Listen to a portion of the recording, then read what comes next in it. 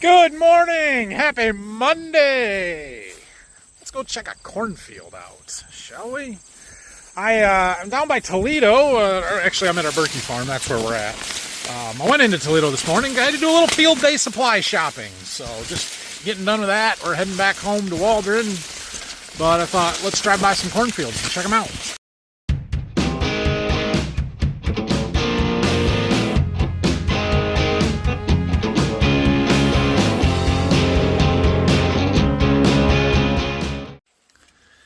This is 03U08, 103-day corn, planted, I don't remember, sometime in the middle of May. Not terribly late, not super early. We did spray fungicide. Let's see what we got. What we see is our bottom leaves, we're starting to burn them off, but we're getting really dry again. Although I did see, not yesterday, the day before, Saturday night, we had a little rain come through here. Said we had 1/4 of an inch, and you can see our ground is still a little moist right around the base of these plants.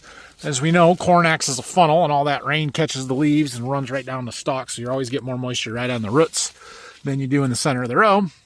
So that's good. We're going to keep it moving here, but yeah, we are losing some bottom leaves, but it's getting pretty late in the season at this point too. So plant health-wise, everything looks great. You can see we got a little dew on the leaves up there yet. But I don't see any tar spots. I don't see any northern. I don't see any southern rust. Oh, there's a northern. Right there we got one. But that's nothing. Nothing to be concerned about. Looking pretty good. Let's look at a couple ears. Okay. Now we got something to be concerned about. Look at these. So the ear itself, the big part of the ear, does not look bad. You can see we're just starting to dent. Not every kernel is dented, but some of them are. So beginning dent, R5 growth stage. But look at this portion of this ear. That is not good. This is caused by post-pollination dryness. So look at what we've got here. From about where my finger is on, never pollinated. Either the silks were too dry, couldn't grow out the end of the ear. Timing was off. We missed the pollination window. There was no pollen left by the time it got to there. For whatever reason, that didn't pollinate. That in of itself, not super concerning. I would not have cared that much if that's all it was. From right here down to where they start turning yellow, those kernels pollinated. They started to develop. And the plant's like, hey, crap, we're running out of moisture. We don't have enough. We can't finish all of these. We got to stop trying to produce so many seeds and fill out the ones that we know we can. And it aborted those kernels off. And then you see even these next ones here that kind of taper out. Those are going to be small little shriveled up ones that just didn't have enough to finish. The plant is actively trying to kill them off to support the bottom of the ear, the main part of the ear, and just sacrifice the top just to get whatever it can. That's what late season dryness does to us, post-pollination dryness. So don't like to see that at all. Now, what do we got anyway? Let's count the good kernels on this ear. So to this kernel my thumb is on is 33. So we're a 14 by 33. That's not horrible. It's not horrible. Let me do some math. Yeah, it's not good. It's not good. So these do look like bigger kernels. So if you said there was 80,000 kernels per bushel, which may be a stretch with late season dryness, if we would get some rain, it would be more likely. But typically when we see 14 around ears, you're going to have bigger kernels. When you see 18s and 20 arounds, you're going to have smaller kernels. So I used the 80 number. And at, I think, 30 or 31,000, which we planted more than that, but harvestable ears, that's like a 175, 180 bushel corn crop. I'm not going to lie, if we only average 180 bushels down here, I'm going to be very disappointed. That's not good. Yeah, 180 is, well, it doesn't sound horrible. That's not a good crop. Like, I think the dry weather, that tip back, it's going to take us from potentially a really good to a great crop down to a average to poor crop. So we'll see. That was one ear in one spot. The corn looks better than 180 bushel to me. I don't know. I'm not going to walk too far out into the beans here, but let's just take a look. These are tall. These are way taller than any beans we've got up at Waldron, waist high.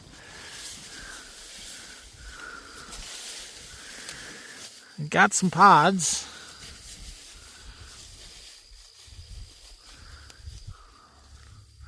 Beginning seed, R5. Those ones got a little bit of depth. Got a ways to go yet, but let's open up a pod. There you can see them. They're coming. Got a little ways to go, but they're coming. I made it back from my shopping trip and scouting trip at Berkey. Looks like Phil's working on a semi-trailer. This tarp is in worse shape than the tarp that we replaced on the other trailer when we put that power tarp on. So he's got a new one in the box here, and gonna change it out, I guess. Apparently he doesn't like the power tarp kit enough to put it on this trailer. I thought for sure he would. Well, he gets to make that decision. I got to go up to the irrigated field. My service guy here, our salesman here, is here fixing that leak. So, trying to find a vehicle to run up there. I don't know where the gator's at. Right there. We'll take that. But yeah, I really thought we would put a power tarp on this truck, and Phil was going to really like that. And I'm not saying he doesn't like it. I've asked him a couple of times about, hey, you want to get one coming for the other trailer? And he did not. Well, we're up here working on the rain machine. Got all the hose off. Other way, other way! We got to get this. We got it loose. We got to get this to come loose, come off. Hang on! And yeah, we got a nice iron bath on everything here, didn't we? Okay. Okay, that's what we needed. She had a pretty good hole. Yeah. Alright, we got our cut halves and pieces in there. He's got his face where this thing makes it so it's perfectly smooth. Kind of slides on the rails, gets everything nice and square and even, smooth edges so that they fit together really nice. We got to get it super dry before we can weld these. Get the hot plate heating up over here. All right, we're melting 450 degree hot plate. If I remember right from the last time, you go until you got like a 1/8 inch bead or 16th inch bead around the outside melted. So it's hot on both sides, melting both sides at the same time. He's got a little pressure on it with this handle that slides it on those rails. I don't really want to be in the habit enough to know how to do this. I'm just saying.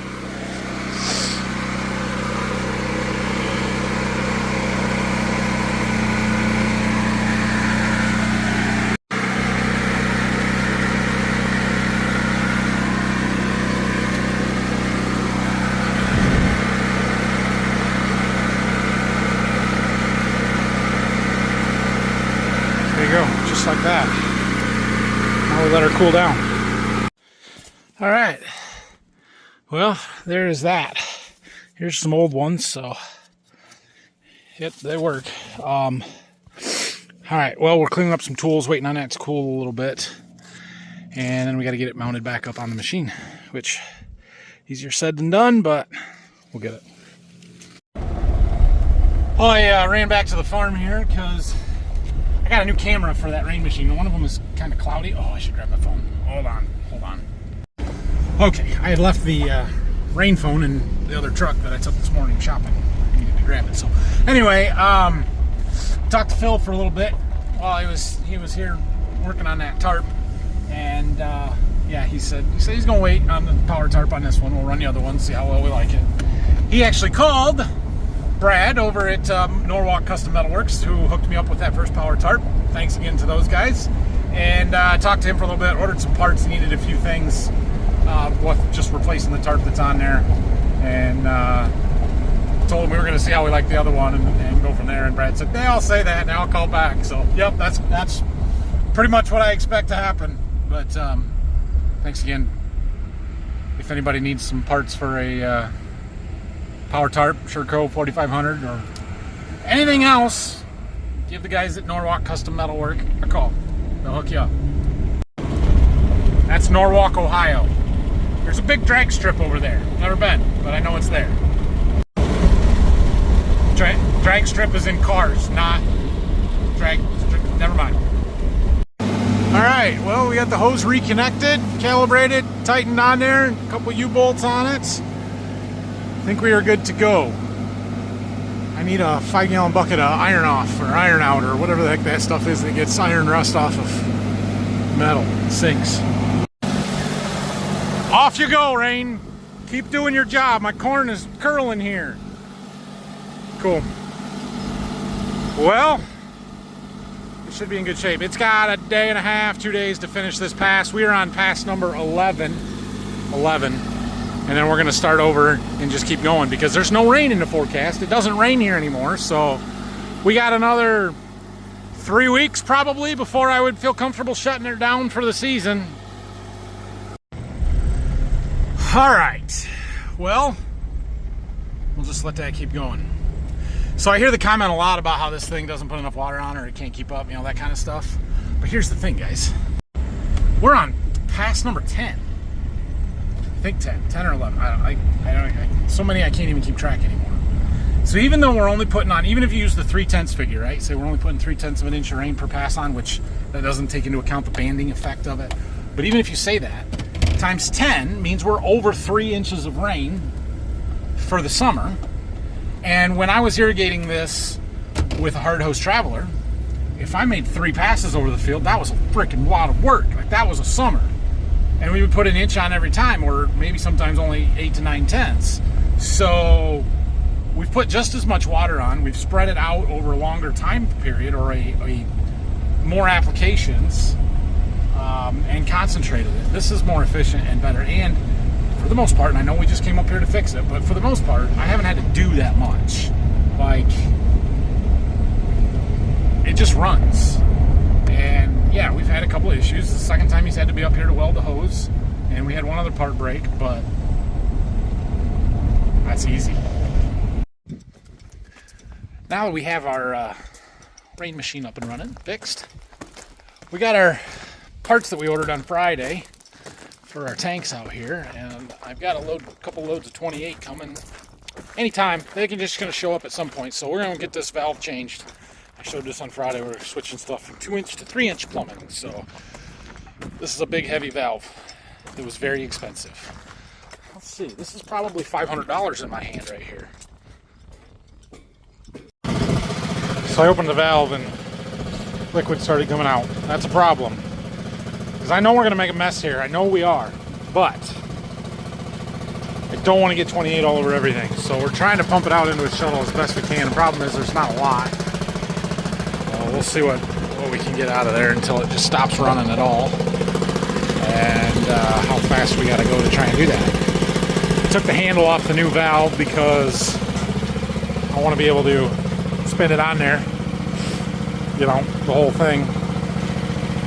I have a feeling we're going to have to take this apart, and we're going to have a bunch of liquid pouring out of there and try and get this one into place super quickly, or you're going to make quite a mess. I'm going to find some gloves for this one.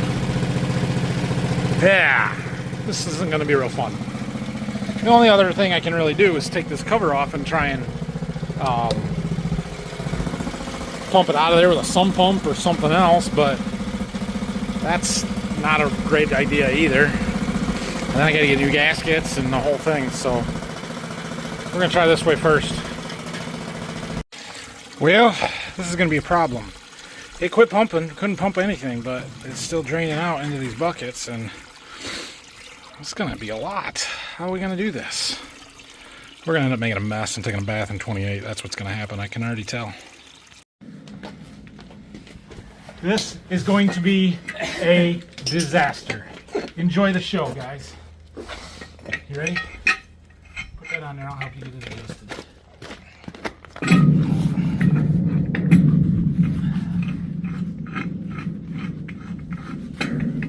Also, I'm going to be late taking my kid to football practice. There we go. We're good. Hold on. Go farther.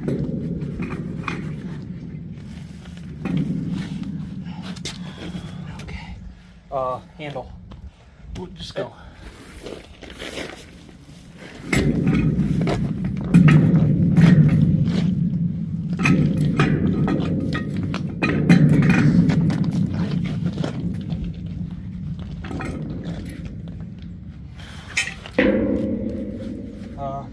one, or I want you to do that one because I'm going to do this one. Go fast. One. You take it off and get out of the way. Slow, smooth, smooth as fast. Hey, that's a firefighter turn. Good job. Oh, that's not bad. That was way better than I thought it was going to be. That was a win right there. Holy cow, that was awesome. That was a win.